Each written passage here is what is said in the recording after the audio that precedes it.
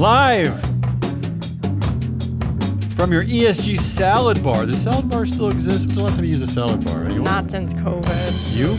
I wouldn't go near anything that was a shared, like, sneezy den. Is this post-COVID or Any? I used to go to the Ruby Tuesday salad bar a lot. I was not like a TMI. China buffet guy. I'm not that. Yeah. The Business Pants Friday show here at July 28th Lane Studios. We are live here in West the Hartford. mothership. We are in the Free Float Studios today in West Hartford. It's exciting. Yeah. Featuring all your Except for favorites. nobody. Nobody's excited. Jesse the Money Whisperer. FF Man, Matt Mascardi. No. Free Flow Analytics Man. No.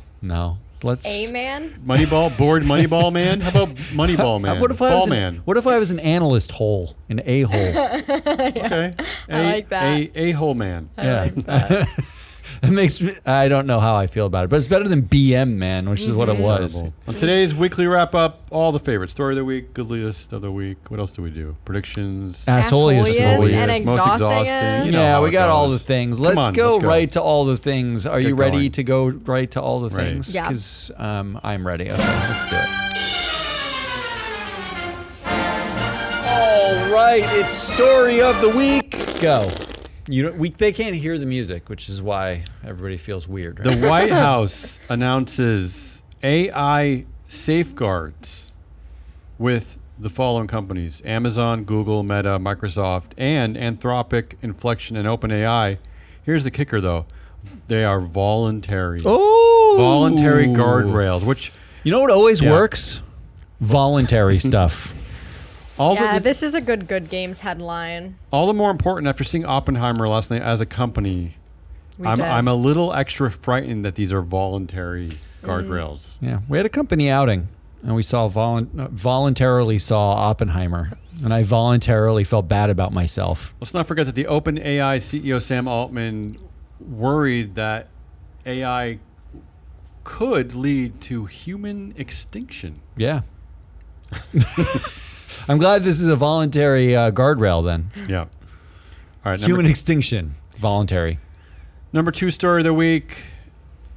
This is kind of for us nerds. Tesla appoints Tony Zhu as deputy CEO. So maybe Elon Musk on his way out at Tesla. So his name is Xiaotong Zhu, right? Yes. Do you think he went with X in honor? Because X is the first letter. Maybe X is in honor of So you think his this is name. okay because of Twitter X? Yeah. I was trying to avoid that story, but Oh. you kind of wrote me Look, into it. it's all the things are happening at once, right? You've got Linda Yaccarino, and you've got Tony Zhu, and you've got X at Twitter, and you've got there's a lot of changes happening all at once, A lot of changes. and no one cares about them. They're all horrible changes. Yeah, we only care because. Well, the journalists care. Well, no, They're here's all what- over the headline. Here's why I think I care, Jesse. I think I stupidly made an inane prediction that this year there would be an Asian CEO of a car company. And I don't know why I cared. non-specific. Yeah, very But non-specific. I think I yeah. picked that, so I'm kind of weirdly excited this might come true. But why do I care? But that's why you care for your own prediction's I know. sake. That's it. We also discovered this morning that we didn't even know here at Free Flow Analytics is that Volvo, the car company Volvo, Swedish car company Volvo, is owned, 82% of its shares owned by a Chinese company. Yeah, So Geely. disillusioned. Geely. Matt knew that. Okay, You well, and I didn't know kind of that. excited by that. That's because I know things. I'm excited. Can we just pause for a moment and say that none of that matters as long as Elon Elon's Musk around. is on the board with 16% of the shares, and his brother's on the board, and all of his backers are on the True. board of every company he started. He's still in control. It's true. Linda Yaccarino, you don't matter. Tony Zhu, sure, you're nice. You don't matter. No one cares. Yeah. Yeah. Next story, something we haven't covered at all this week. There's a big CEO resignation and apology going on over there in the UK. NatWest CEO Alison Rose resigns. Do you guys know anything about this story? I saw it I vaguely. saw some headlines, Yeah. but I didn't read into it.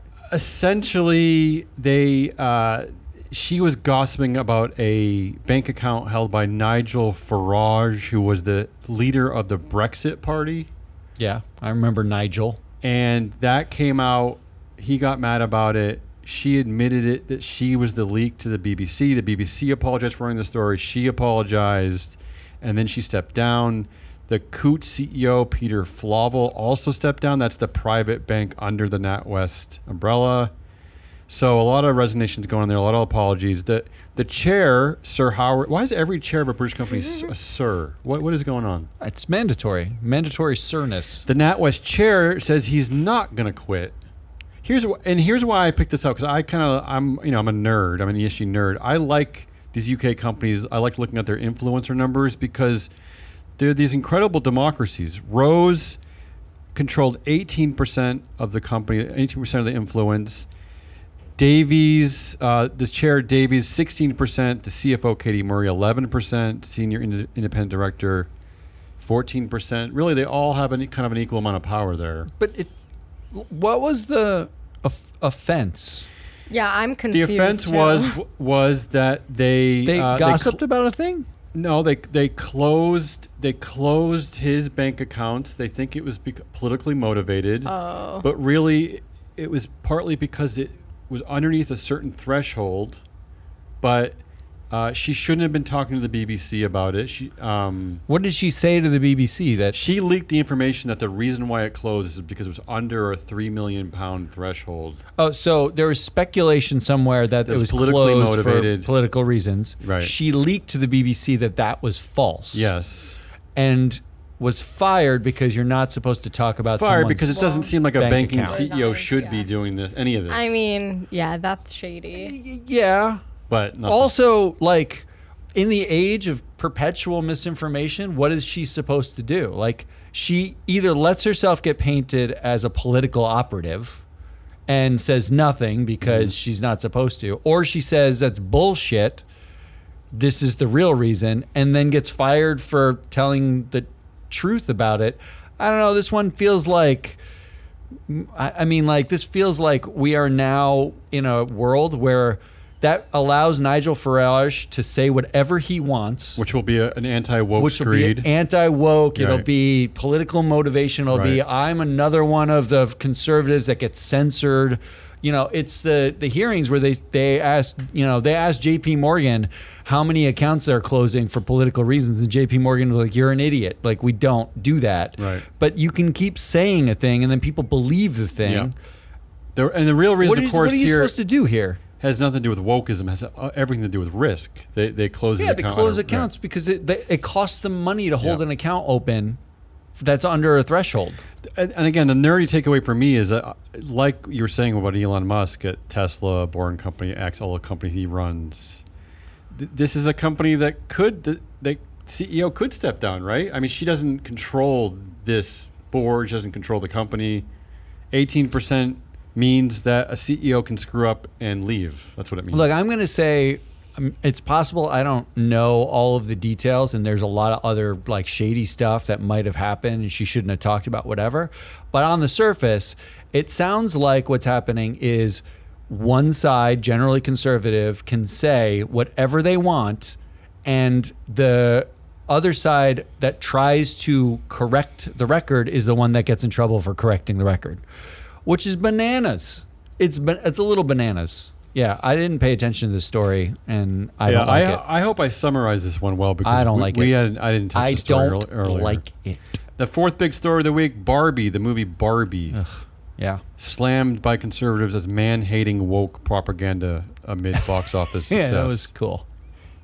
That's the latest addition to our woke wars. That one. The woke data wars. Now I only read Worth It or Woke for my. Oh, what did they? Do you remember what they said about Barbie? Yeah, they did. They said, let me look it up quickly because they had a really great line. So finish up and then we'll come back. I mean, I haven't seen Barbie. I can understand why they'd say don't see that one. Having seen Oppenheimer, I think they would hate Oppenheimer too. I would think they'd hate everything, honestly. But it's science-based, no? No, but it's pro-scientist, and it's they liked Oppenheimer. But okay, The problems they had was they like nuclear they had like bombs being dropped one on line. So non-white people. Do you remember the part where the woman is trying to come in? It's like all men, like at Los Alamos, and this woman comes in.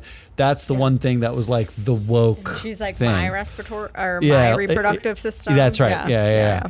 So, so in Barbie, my favorite worth it or woke takeaway was, this is a quote I'm reading. The Barbies are utterly dismissive of the Kens and their feelings to the point of emotional abuse. Ooh, emasculation. Yeah. Until the Kens begin to realize they have agency. Once the men realize their strength and desires, the Barbies immediately robbed of their will and become Stepford wives. Like this is this is their woke elements. And then in the end, the Barbies resort to being passively aggressive, manipulative, and using their sexuality to trick the men into giving them their power back. I think, isn't that the social?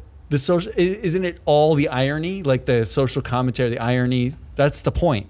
And I think what they're trying to say is that 99% of all Hollywood movies up till now have been made by men, and we're uncomfortable with this 1% of perspective. It's really unbelievable. This is a movie made about a generally stereotypical girl's toy doll for women about like feminism. But made by a director who has created other feminist works of art, which I should have known going into. All of those things. It's like, unlike Bud Light, where the argument was, you don't know your target audience. Like, this is like, we're supposed to be on pickup trucks. This is Greta Gerwig doing a movie about a girl's doll, a traditionally girl's doll. Yeah. Like, what was your expectation? What was your expectation? And going looking at in? the audience from last night, it's women going with big smiles, wearing pink. Like, should this be a movie made for men? I mean, for women hating men? Is that what you wanted? The movie is it's anyone can see it, and it's supposed. I haven't seen it yet, but my wife saw it and she said it was fabulous. She said everybody should see it. It's like, it's great. It's a funny, interesting movie. It's clever. It's like lighthearted, whatever. Just like Oppenheimer. To like lose your fucking mind about it being for women. Isn't that the too much time on your hands? Final story of the week is our guest from our show, ESG month guest representative from Illinois, Sean Caston. Yes, that's right. And I realized that all my stories every week fall under the same 5 categories. You ready? I guess I'm just like a broken record. 1, something related to the eventual destruction of humanity because of unregulated bro-techian dictatorship. Okay, yeah, that's always one story. 2, some level of free flow self-promotion, either our data or our guest. 3, Elon Musk. Yeah, that's a guarantee. 4, some stupid CEO scandal, and 5, some anti-woke, anti-ESG war. That's all I ever talk about. Yeah, well, isn't that all that ever happens? I guess so. That's not what you talk about. Yeah. The self-promotion is the one you can probably control. I like that one the most, yeah. Do you have a quick take on what the story of the week is here? My vote, you mean? Nothing really sticks out, so this is going to be an interesting vote. Notice that I didn't pick Twitter changing its name to X, because give me a break. No. Although I do like that the X trademark is owned by everybody else in the world, including partly by Microsoft and Meta platforms. They had to steal the X handle back from a user. They basically just took it and said, take something else. More and more. But you can come visit the HQ. I'm going to go with our guest, Sean Caston. Why not? All right, fine. I love Sean Caston, but I'm going to go with Barbie. Ooh. I mean, I think the conversation was all about Barbie everywhere, even though it's relatively immaterial to the universe. I do think that was like but I don't like this headline as the story. Like the fact that it's slammed. I'd rather it have been a headline of that's fabulous. I like that. Like the focus is so misplaced, rather than on like a fun movie that more or less was designed for women, but anyone can enjoy. But it's a fun movie. I like that. We're so snowflakey that even the headlines are like, Barbie was slammed by the conservatives. Well, but can I tell you something? We don't like it. Jesse, I did not want to see this movie for no particular reason. But now that I see it called man-hating woke propaganda, well, I want to see the movie selling it to me. So too. I appreciate that headline. Okay. I got to break the tie here. Pick something totally different. All of these seem like these are weak. It's a weak entry. I'm going to go with, in light of Oppenheimer, I will go with this like kind of weird voluntary guardrails against AI safeguards. We have no one to break our tie. Your brother's not here. I know there's no producer in the booth today, but that means Damien's the producer in the booth, so the winner is AI safeguards. Well, because I do bitch about this constantly, right? Like where's the regulation and. But it's voluntary. I know. Okay. All right, which means. Yeah, what does it mean? No one wins and everyone loses. So let's go on to the crowdsourced. Ooh, yeah, in honor of Ari. I like mine, but someone didn't drop one in here. I did not. And just so everyone knows, there's nothing good. Everyone knows at home, I met Ari's baby today, and I'm very excited about it. I can do a goodliest on the week on the fly, right? Okay, so all go right, slowly, I'm gonna go Jesse. first. OnlyFans billboards in London replaced with OilyFans, raising awareness of BP CEO's pay doubling. Okay. So let me explain that. That's a lot. I have a said a lot of photo. stuff. Words right there. I have a photo. Well, you guys know what OnlyFans is. Okay, but explain it to everybody else. Okay. Well, it's like what is OnlyFans? It's like a sexy platform. Sexy like you can get paid to do various things. Look how uncomfortable she got just then. I've never been on it. I actually don't know what it is. I haven't been on it, but I know what it is. I think you could get paid for like feet pics and weird stuff like that. Jesse was like, it's sexy. It's a sexy place. Okay, let me just read the billboard. It says, I feel more embarrassed. Picture. If you had explained exactly what it is, I wouldn't be embarrassed. But you saying it's a sexy place, I feel embarrassed. I don't know exactly what it is. Okay. So the photo that I have that accompanies this from the article is BP CEO Bernard Looney shirtless with like the logos over his nipples and he's tassels, smiling. Yeah, BP logo. And it says Bernard's package is bulging and so is your gas bill. Ooh. BP CEO Bernard Looney's pay doubled to £10 million in 2022 whilst many of us couldn't afford to heat our homes. And they replaced the OnlyFans logo with OilyFans. That's funny. Yeah, and it's CEO pay, which is I can't argue with this. This is great. Is right in our lane. So what do you mean it replaced? So there wasn't OnlyFans. Yeah. So they just painted over it or something? No, they just put theirs over Right. Yeah, it's where OnlyFans platforms are. Look, how do you argue with this? I mean, this is a home run. So what did you have? If that's the home run, I had Greta Gerwig's Barbie, best opening weekend for a female-directed film ever. Although, here's where it gets sad. Now we're like already back into the S&P 500 sad female CEO numbers. Of the 200 biggest opening weekends in domestic box office history, only 11 are directed by women, and 3 of those were co-directed by a man. That's how few. Bummer. According to my numbers, it's 8 out of 200 were directed by a woman. 8. That sounds like the Fortune 500. That's what I'm saying. Yeah, I mean that's crazy. And then I'm feeling good about this. $162 million over the weekend for Barbie, but even that number is only the 20th biggest all time. The number one is Avengers Endgame, which made more than double, $357 million. So anyway, it's progress, I suppose, but. This is supposed to be goodliest? No, it made me feel. I don't know. That a woman came up with the biggest box office weekend of the year, not based. I know it's based on a dumb toy, but not based on a comic book or like Star Wars. It's refreshing. It's not refreshingness of the week. That's all I had. That was my goodliest. I'm going to say goodliest of the week is the power of the Business Pants podcast. And I'm going to say that because do we have power, Jesse? Vivek Ramaswamy is currently tied with DeSantis that's not good in the power. polls. That's not good power. He was on this show. His we talked about name cannot be in goodliest. And Sean Casten now is a future presidential candidate. Wow. That's what I'm calling. That should be your because he was prediction. on Business Pants. I'm just saying the power of Business Pants. Well, I will tell you, I have been week. telling a lot of people about how great Sean Casten was, so you might be right. I think that guy is he seemed like a reasonable human being. He actually has so those are your three. You've got OilyFans, Barbie Best Opening Weekend, and the power of business pants. And just to be truthful about this is that Matt and I are very honest about what we do here. And I was worried in pre-production. I was worried that the representative would suck. Yeah, I said that many times. You were. What do we do when he sucks? Yeah, we came up with a game that we were worried that will he do talking points? Only talking points created for him about a subject ESG that he knows nothing about, but he did not suck. He did not at all. I even told my wife, I was like, I am pleasantly surprised as an adult in Congress. You got to vote, Jesse. Good least of the week. Well, I'm going to vote for my own. I mean, I do OilyFans. Aren't we always going to just vote for our own? What do you have, Matt? What's your vote? I'll in order for you to break a tie, I'm going to vote for the power of business pants. It should be obvious what I'm going to vote for.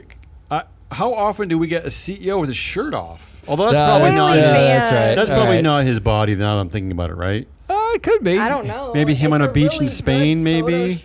Photoshop if it's not.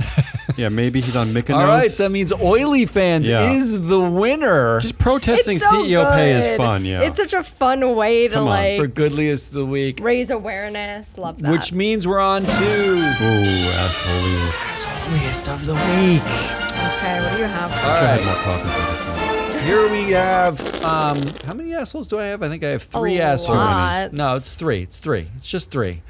First up is really quick. The Business Roundtable, back as a potential asshole of the week. We haven't had the Business Roundtable as asshole of the week in like 2 years. That's because the anti-woke movement took over and we didn't know how to talk about the Business Roundtable. Here's why the Business Roundtable is back. They put out a statement.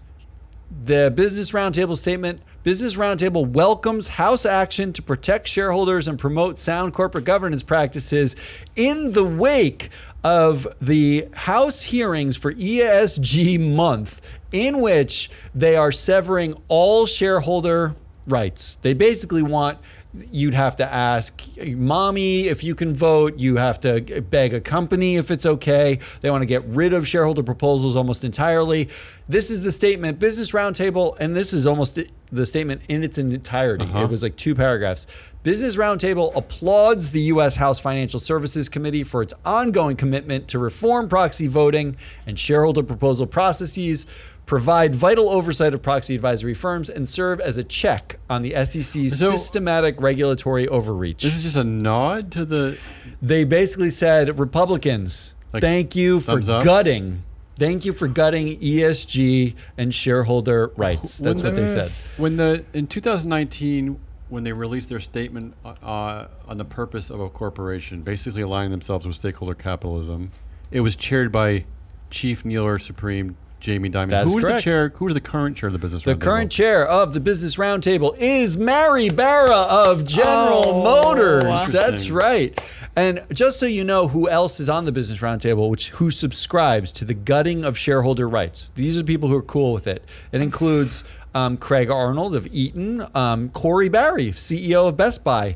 What about the Tim Cook, the CEO of Apple? Are these signatories? These are the board Your members. Your fave's on here, Rosalind Brewer. Walgreens CEO Rosalind Brewer. Jamie Dimon, Kneeler-in-Chief, still on the board. Okay. How big is the board? How big is the board currently? It's big. There's like 20 people on it. But you've got American Express CEO, PayPal CEO, Procter & Gamble CEO, Walmart CEO, United Airlines CEO. I'm trying to remember. Were there issues at GM where they were not honoring shareholder vote? Were there not things that were passed there that Mary Barra was not? I don't know about shareholder votes, but she wouldn't meet with the union. That I remember, but I thought there was a zombie director situation or some shareholder proposal that passed that she didn't honor. Not a zombie director to my memory, but you might be right. I'll look it up after the show. What is the mission of the Business Roundtable? Fun, what's their sexy point? time. I believe that's what they said. Sexy time on OilyFans is their mission. No, the Business Roundtable is it's like hundreds of CEOs getting together to talk about Chamber of Commerce for CEOs. Effectively, yeah. Although, but again, in 2019, they basically aligned themselves with stakeholder capitalism, but then they've since completely backed off of those sentiments. This is the cowering of the American CEO. This is what they say. Business Roundtable has served as, quote, the voice of America's leading CEOs in Washington. So it's effectively a lobbying group for CEOs of massive organizations. The CEOs are the ones who are supposed to be pro-stakeholder capitalism and all about the ESG. And we have Target CEO talking about how much money they made because of DEI. We've got and now they're out there saying what we like is Republicans gutting shareholder rights and capping ESG. They kind of go with the wind. It's a really special branch that they like to stand on, which is whatever suits us whenever we feel like. Because I remember originally in 2019, Larry Fink was sort of at the center of that repurposed statement, right? So just like Larry Fink, are they kind of just going the other way because they're feeling the political pressure? Is that what you're suggesting? I mean, it makes they either didn't believe in the idea of stakeholder capitalism then, or they don't believe in this now. And they thought that they were glomming onto something that was inevitable. But very clearly, this is a thumb in the air. Which way? Who's got the most power right now? Stakeholders then, and now it's the Republicans. Well, maybe they gutting. should listen to our interview with Sean Casten. Yeah, because there are adults do. there. Number 2 up, this is the long one. It's Tech Bro. This is the long one. Tech Bro Groupthink. Oh. And here's why. A couple of the big tech firms announced their earnings. We got more coming. Mm-hmm. But the tech earnings have been stellar. Everybody's up. Of course. This big year, yeah. Big year for everybody. Because they fired everyone. Because they fired everyone they have. And AI generated hype. Oh, earnings are up. Earnings are up. Okay. This is actual money that they made. Expense. Right. Here's a headline. Mark Zuckerberg is $9 billion richer after Meta earnings and has more than doubled his net worth in 2023 to $118 billion. Sweet. They've laid off 21,000 workers since November. There should be a metric that takes that into consideration, where it's like, okay, your earnings are up, but yeah. I mean, 21,000 workers. So the average worker at Meta made about $270,000 a year. Times 21,000 is about $5.7 billion they cut. He's $9 billion richer. Oh my God. Just do the quick math. Yeah. He didn't make. Sorry, that's populist math. Call it what it is. So he didn't pocket $5 billion. What it was is the stock jumped. Sure. About double the cost of the employees that they cut. But they've had revenue go up everywhere. So what it means is, having the workers wasn't like stifling revenue growth. They cut the workers, saved the money, and made the extra, right?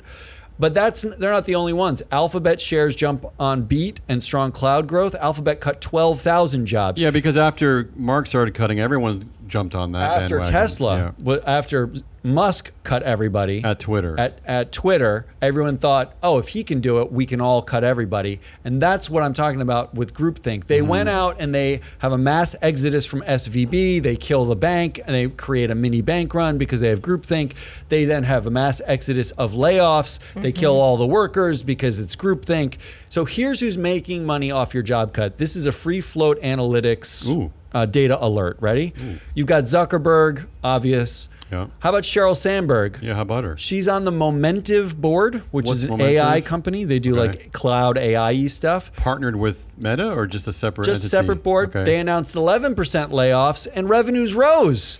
Wait, it's an AI company? An AI and company. They're cutting workers? They cut workers, yeah. Well, I think they pivoted into now everybody's an AI company, right? All right. But she loves working for dictators because Zuck has 79% of the influence on Meta. Ryan Finley is the CEO this is of a publicly Momentive, traded company. Publicly traded, 67% of the influence on that board. Momentive. So Sheryl just jumps from dictator to dictator. Look, I would do the same. It's free money. Right, free you don't bagels, have to do anything. an easier meeting. Can you imagine the coffee at those meetings? I do imagine. So good. I do imagine. Andrew Houston, he's the Dropbox dictator. Who joined the Meta board. Right? He announced 16% layoffs at Dropbox. That I understand. This year they had because who does use Dropbox anymore? Well, they had a 17% earnings beat. Is that true? That's true. They had 17% earnings beat. He has 81% of the influence of Dropbox, and while he didn't give himself a raise for like money that Dropbox paid him. He's seen his 500,000 shares grow more than 50% this year. So he got a massive raise anyway. Tony Zhu. Yeah.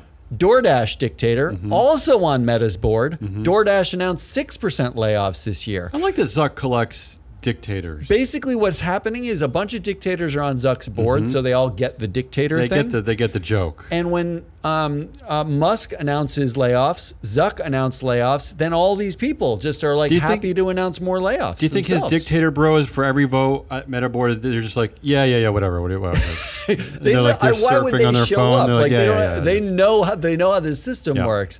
But they announced 6% layoffs, and he has 33% influence on that board because his co-CEOs. Sure. Mark Andreessen on Meta's Your favorite, board. yeah. Coinbase board as well, 20% layoffs. Wow. 152% earnings beat in March after the 20% layoffs. Yeah. Then you've got the obvious Larry Sergey Sundar on Alphabet's board. But here's my favorite of all of these. John Doerr, who's on the Alphabet board and the DoorDash board, and he's a private equity guy. So basically, he's just going from tech board to Along tech for board, the ride, laying everybody off and letting the dictators do their thing. Yeah. Those are the people that every time you sign into Facebook, Instagram, Threads, if you use Google to search for something, Bard, Google Cloud, Gmail, you should think, those are the fuckers I just paid to lay off as much of their workforce as they can and pocket the difference. John Doerr has so little influence on the Alphabet board that at a recent poll, 8 out of 10 Alphabet board members couldn't even identify John Doerr out of a lineup. That would be an amazing doesn't matter. poll. I've never That would heard be of the that. most amazing poll. Third asshole of the week. Seawater near Florida reaches hot tub So who's temperatures the asshole? The I can't- water as or it us? hits record levels. I don't get how this doesn't get even more play in the news. This is crazy. Not only is this crazy, I actually looked it up. 101 degrees. Who's the asshole? I looked it up Not just me. to confirm because the headline says reaches hot tub temperatures. In fact, the hot tub companies recommend a temperature between 100 and 102 degrees for hot Amazing. tubs. So it actually hit hot tub. Yeah, that's not hyperbole. That's not a hot hyperbole. tub I thought it temperatures. was like a joke. In fact, it's higher than some hotels. It's horribly hot. And this is happening in Manatee Bay. It's amazing. Where Manatee Bay no longer has that many manatees gonna because say. here's another headline: Florida manatees dying off at an alarming rate. Experts say. I'll tell you why this also sucks for me is that we're actually getting shark sightings in Maine this summer. Wow. They just because they're all escaping the 100-degree heat. Yes. And the scientists, coupled with this story, researchers are reporting 100% coral mortality in some areas near Florida, as in all of the coral is That's probably dead. not important. But don't worry, Meatball Ron says, quote, he won't politicize the weather. So there you go. It's just The political. weather. That's so, cute. So Yeah. I don't know who the asshole here is, except the whole situation. When you mention Meatball Ron DeSantis, I think automatically escalates to being the asshole. I mean, but he's always the asshole. Yeah. So there's your options. Your options are the Business Roundtable, flip-flopping like the wind. You've got Tech Bro Groupthink laying off their employees altogether and all pocketing the earnings. And you've got Seawater near Florida is an actual hot tub. This one's easy for me, I Tech think. bro group thing for me. Oh, there it is. Tech Bro Groupthink coming in hot. You go second, Matt. I don't vote. It's mine. Oh, you don't vote. Unfortunately, I don't have anything suspenseful because that was my instinct too. So Maybe just just vote the it. wonderful way that Matt presented that one, but Yeah, I mean, he used so much of our data. You can't argue with this. And when you couple layoff extreme, I'm sorry, but I find these numbers to be extreme. These are extreme layoffs. Yeah, tens of thousands. Coupled with instantaneous earnings rises. Yeah. Like the next minute. That's sick. That's a sickness, right? Especially as you're gearing up for the AI war. So the AI, there's been a stock bounce because of AI. Yep. So you'd think you'd be hiring. They are. But they hire fewer people doing the AI and replace the other ones to get with a the jump AI. on the AI wars by over hiring, but they're overall under hire. The whole thing makes me crazy. I'm sorry. All right, so the winner there is Sorry, Tech Matt, you don't have a vote. Bro Groupthink. That's okay. I would have probably voted for Tech Bro Groupthink anyway, which brings us to... Not to mention that I'm glad you point out that a lot of Zuck's board is other disinterested tech dictators. They're all jerks. Not providing oversight on any level You're of making Meta. me exhausted, and it's exhaustingest of the week. Go shut ahead, up let's now. do Shut up. exhausting of the week. All right, I got some good ones. So the first one is really, really exhausting. Good means exhausting. Yeah. Yeah, I yeah. got good ones All right, to make you feel casino bad. magnate Steve Wynn expected to agree to $10 million fine over workplace sexual misconduct claims. Yeah. This is one of those ones where we're like, oh, yay, like I'm not he's saying yay. agreeing. Who said yeah? Or, well, the I hear what you're headline, saying. The I think, headline is supposed to seems be positive promising. Yeah, because, right. You know, he is going to pay a fine for his atrocious behavior. However, I have two things that make this exhausting.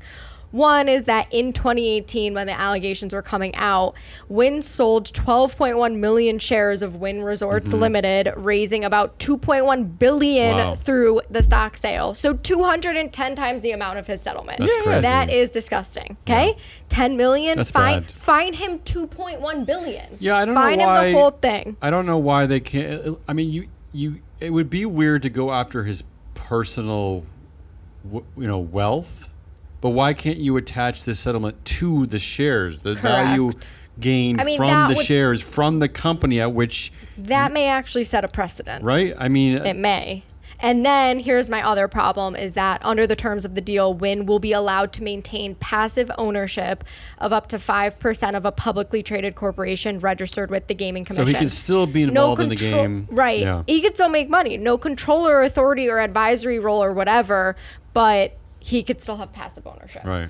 So he could still he's still going to make money off of this. Yeah, this doesn't exhaust me mostly because it's so obvious. The problem with exhaustingness of the week is that all of them feel like things that I've heard so many times that I'm not exhausted by them. I'm like immune to them now. Okay. You know, like Mm-hmm. I've your gone immunity through is it. exhausting. That probably is true. That just depressed me. What do you have to say about it? No, I'm with you. It's okay. It's a shame. I just wish there was a more creative way to create these settlement agreements because I don't think you can't just go after Steve Wynn's bank account, but I think you can go after gains made at the company at which it happened. Yeah, you could go after the 2.1 billion. Yeah, because I'm sick. Because this also dovetails with the Dan Snyder story at the Washington football team, whatever you call them. What did he get charged? Changing their name, $60 million? They're now changing their name again, which I kind of agree with. A terrible name and get rid of his legacy. But the fine is like $60 million, and he sold the team for $6 billion. So, but look at the scale. Right. Like he sold $2 billion and $10 million fine, and $60 million and a $6 billion. I mean, they're basically saying like about 0.1% of whatever you're worth is heinous white male behavior. I could harass either one of you and pay like $10. Yeah, it would be. All right, I'm ready. I'll put my money on the table. $1. Ridiculous. All right, my second article that I chose kind of goes along with the rant that you were just on, Matt. That wasn't a rant. That was financial research. But it further exhausts what Matt was saying was making He's me angry. He's an ESG analyst. Yeah. But on top of Zuck laying off all those people and then getting a lot richer, Mark Zuckerberg's metaverse losses passed $40 billion, and here's why that's okay. So I'm okay with that. The stock went up Meta's stock went up 7% despite the losses because of the earnings bounce. $40 billion. Yes, exactly. And then they're also saying that the investors were pacified because Zuck said, "This is a very long-term bet. I can't guarantee you that I'm going to be right about this, but I do think that this is the direction the world is going in." Why is that convincing though? No. This article is describing the reason why the stock went up is because they made more money on advertising. They use AI-based targeted ads now, and those brought in more money. It takes less people. They cut 20,000 people, right? And they made more money. $40 billion losses on the metaverse, they don't care about as long as they're continuing to make more than they lose. No one cares. He also just passed 3 billion Facebook users worldwide.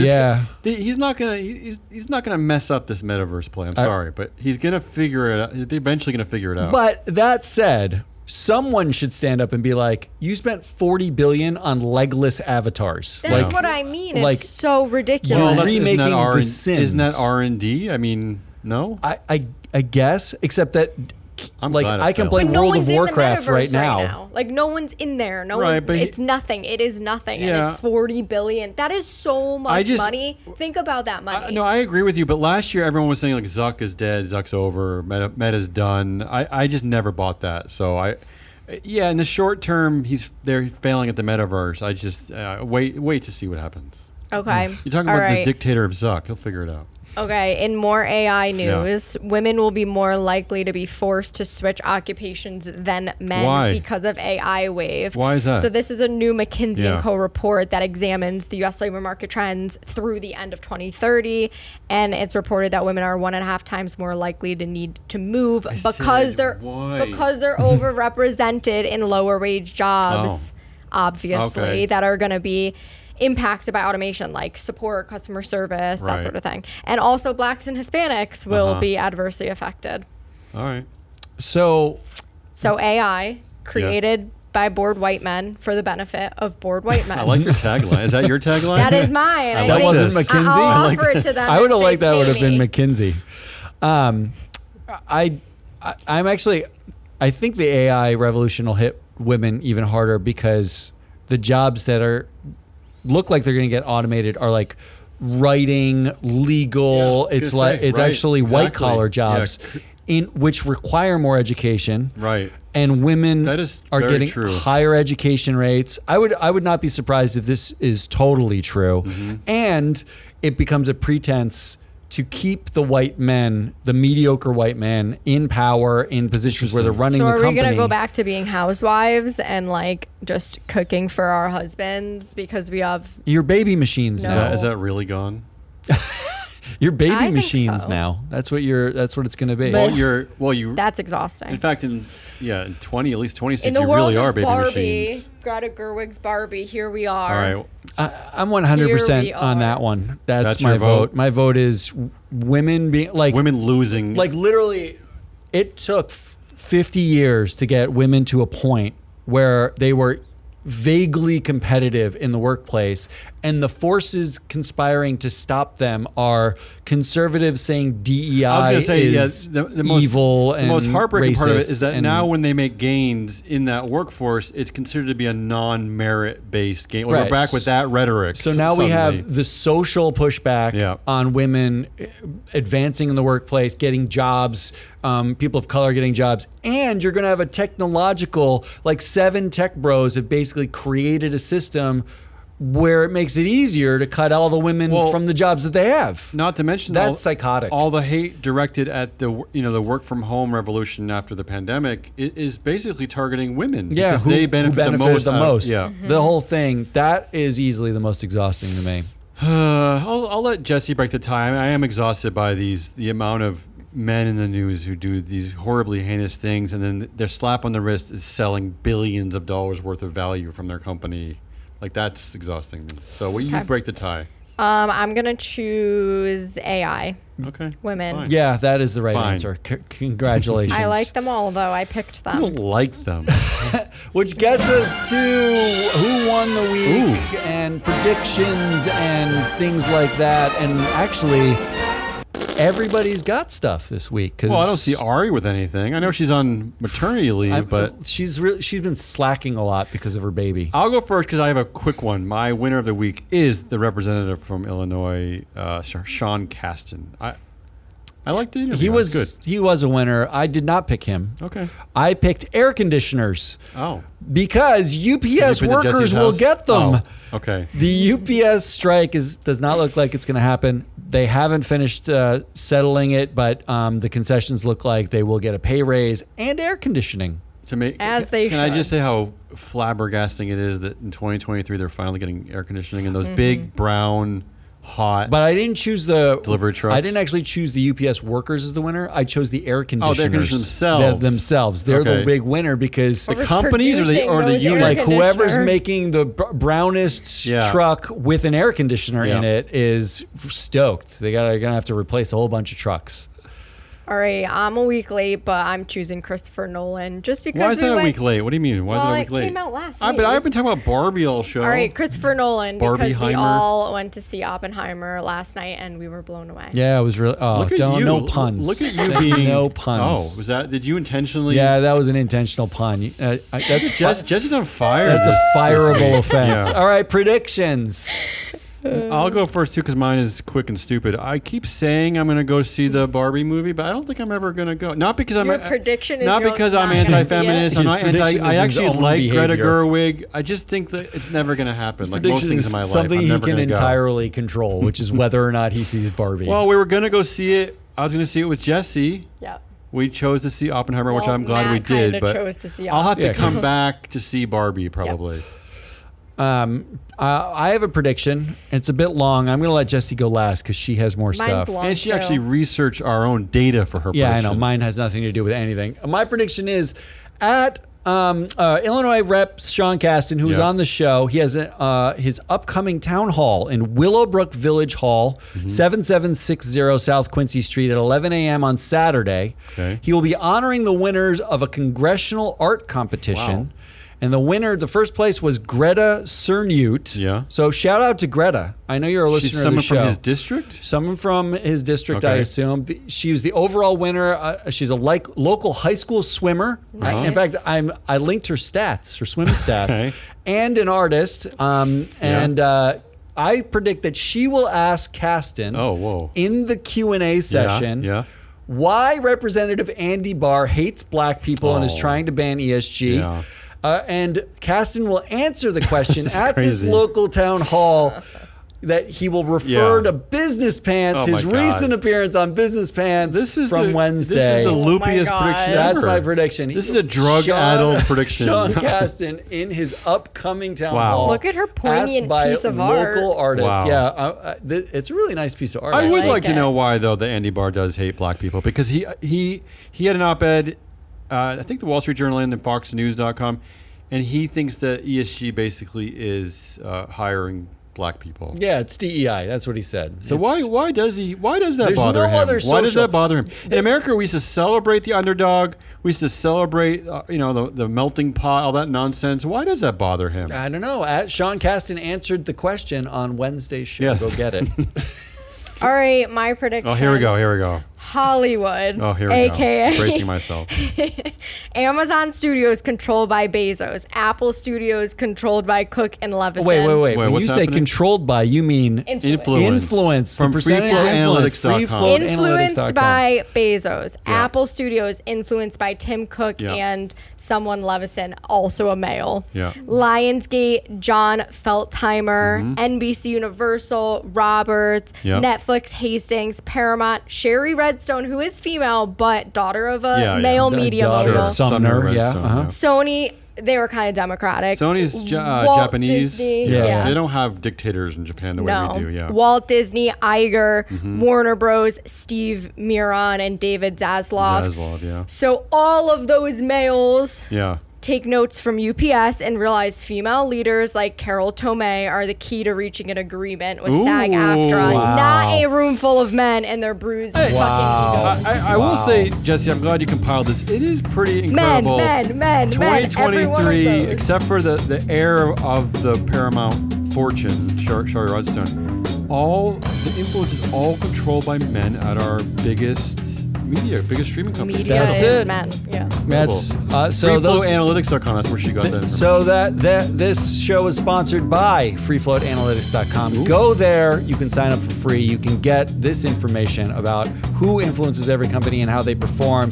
And if you don't go there, screw you. But come I back don't know why next you week. wouldn't go there. If you're listening to this, It's especially free. this far, Come back to the next show. week and It's listen to fun. this show. This is Business Pants. That was Damian Rollis and Jesse, the Money Whisperer. And I am A-hole. What am I? I love this new nickname, by the way. A-hole. Analyst hole. It's one of your best. I'm A-hole. One of your best nicknames. Analyst hole. I love it. We are Free Float. We'll be back next week. Until then, goodbye.